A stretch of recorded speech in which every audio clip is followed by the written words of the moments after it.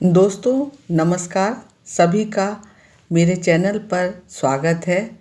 दोस्तों आज जो है आप देख रहे हैं फ्लेम वाइन। ये जो आपके सामने फूल खिले हुए हैं, बहुत खूबसूरत फूलों का जो गुच्छा है, ये हमारी है ऑरेंज ट्रम्पेट वाइन, या कुछ लोग इसे फ्लेम वाइन भी कहते हैं। दोस्तों ये एक बहुत ही खूबसूरत फूलों की बेल है जो कि फूलों से एकदम भर जाती है और पत्ते दिखाई नहीं देते हैं इसके। जब ये खिलती है, अपने पूरे शबाब पर होती है, तब आप ये समझिए कि पत्ते दिखाई नहीं देते हैं और बस सिर्फ ऑरेंज कलर के इसके ट्रम्पेट के तरीके के फ्लावर्स दिखाई देते हैं इसमें। बहुत खूबसूरत फूलों की ये बेल है साथियों। और आज मैं वंदना आपको इसके बारे में जानकारी दूंगी कि आप किस तरीके से इस बेल को अपने बगिया में लगा सकते हैं, अपने छत पर किसी गमले में लगा सकते हैं और अपने घर को एक खूबसूरती दे सकते हैं। तो साथियों ये जो बेल है, इसको आपको खरीदना है और लगाना है तो ये बेस्ट मंथ है आपके लिए फरवरी का। फरवरी या मार्च में आप इसको अपनी नर्सरी में जा कर के इसकी बेल को ला सकते हैं। और ये देखिए, मैं भी अपने इसको जब मैंने ख़रीदा था तो इसको लेकर के आई और इसका रेट करीबन आपको मिलेगा 150 रुपये में मिल जाएगी ये आपको अपनी नर्सरी से। जब आप इसको ख़रीद रहे हैं तो कुछ बातों का ध्यान रखिएगा कि आपका जो बेल है जो आप ख़रीद रहे हैं वो थोड़ी स्वस्थ दिखे, हरे पत्ते हों उसके, और उसमें कुछ कलियां भी आती हुई दिख रही हों, जिससे कि आपको पता चल जाए कि ये पौधा स्वस्थ है। साथ में आप इसके नीचे भी चेक कर लीजिएगा कि जहाँ पर ये मिट्टी में दबा हुआ है तो वो थोड़ा मोटा हो, जो इसकी डंडी है वो थोड़ी मोटी हो, बहुत पतली ना हो।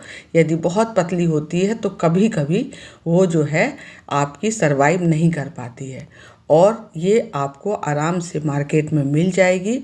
और आप इसको चेक कर लेंगे कि किस तरीके के इसमें फ्लावर्स बन रहे हैं कि नहीं बन रहे हैं, कुछ कलियां आ रही हैं कि नहीं आ रही हैं, पौधा आपका एकदम स्वस्थ है। तो ये जो साथियों आपकी बेल है, इसको लगाने के लिए आपको मैं जानकारी दे दूं कि आप इसको अपने गमले में लगा सकते हैं और बहुत आराम से ये आपको ग्रो कर जाएगी और खूब अच्छे से चलेगी। तो इसके लिए साथियों गमला थोड़ा बड़ा लीजिए, आप 18 से 20 इंच का गमला लीजिए, क्योंकि आपकी ये परमानेंट बेल है। ये आपको ऐसा नहीं है कि आपने इस बार लगाया और फिर आपकी बेल ख़त्म हो गई। ये सालों साल चलने वाली बेल है। तो मैंने इसको गमले में क्या किया है, पहले जो ड्रेनेज छेद थे उनको मैंने गिट्टी से ढक दिया है, और फिर नीचे चूँकि गमला मैंने बहुत बड़ा लिया है तो मैंने क्या किया है कि अपने बगीचे में जो भी मेरे सूखे पत्ते पड़े हुए हैं तो उनको मैंने इसके नीचे बिछा दिया है।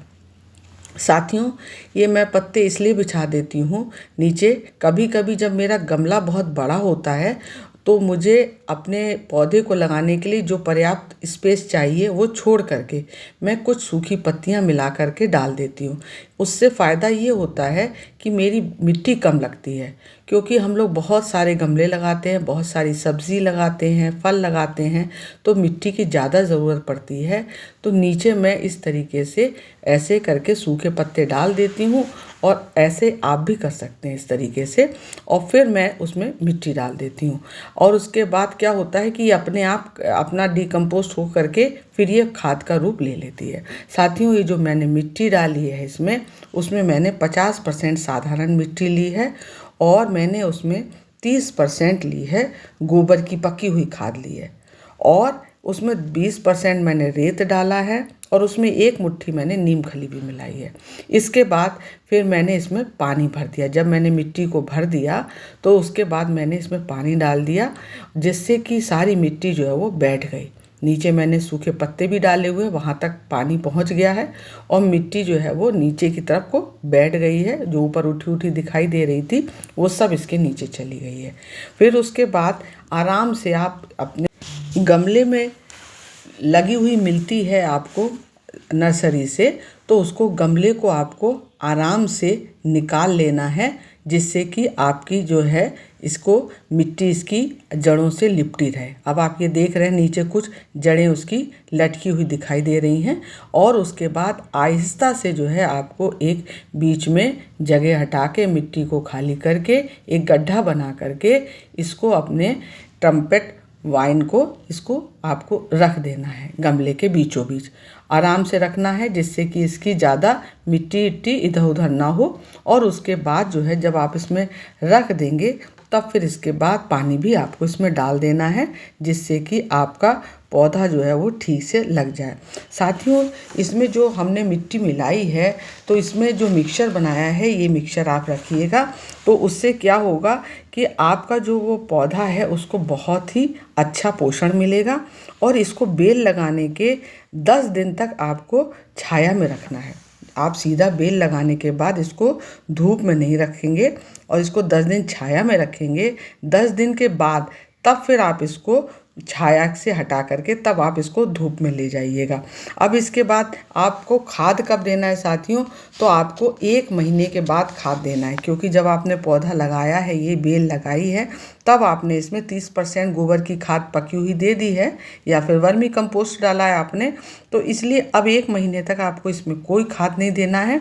और 1 महीने के बाद फिर आप इसमें गोबर की पकी हुई खाद दे दीजिएगा, या वो नहीं है तो फिर आप वर्मी कंपोस्ट दे दीजिएगा। इसके बाद आपको अपने जो फ्लेम वाइन आपने लगा दी है वो बढ़ना शुरू हो जाएगी। साथियों, इसको ऐसी जगह पर रखिएगा जहाँ पर 6 से 8 घंटे की सीधी धूप आती हो। क्योंकि जितनी तेज़ धूप रहेगी तब उसमें आपकी ये वाइन जो है वो खूब बढ़ेगी। और ज़्यादा पानी नहीं देना है इसको लगाने के बाद, हल्की नमी बनी रहे। और ज़्यादा पानी देंगे तो फिर जड़ें सड़ने का डर रहता है। ये आप समझिए जुलाई से लेकर के सितंबर तक तेज़ी से बढ़ेगी आपकी। अभी आप लगा लेंगे इसे तो ये फिर आपकी अगले साल तक इतना ज़्यादा बढ़ जाएगी कि पूरे आपकी दीवारों पर छा जाएगी। आपको ऐसी जगह लगाना है जहाँ पर आपके दीवार पर ये चढ़ सके। यदि आपको दीवार पे नहीं चढ़ाना है तो किसी पिलर पे चढ़ाना है तो उसके पास अपना गमला रखिए, ताकि आप लकड़ी की सहायता से या फिर आप डोरी की सहायता से उसको पिलर पे आप बांध दीजिएगा। तो इस तरीके से आपको, आप जानते हैं इसको जो है 20 से लेकर के 35 डिग्री सेल्सियस तापमान पसंद है। तो इसलिए आपको अब इसको लगाने के बाद 1 महीने बाद से फिर आपको इसको धूप में रखना है। और फिर 1 महीने बाद आपको खाद देना है। इसके बाद 1 महीने के बाद आपको जब आप खाद देंगे तो साथ में आप फिर सरसों की खली भी दे दीजिएगा 1 महीने के बाद। तब आपकी वाइन खूब अच्छी चलेगी। धन्यवाद साथियों।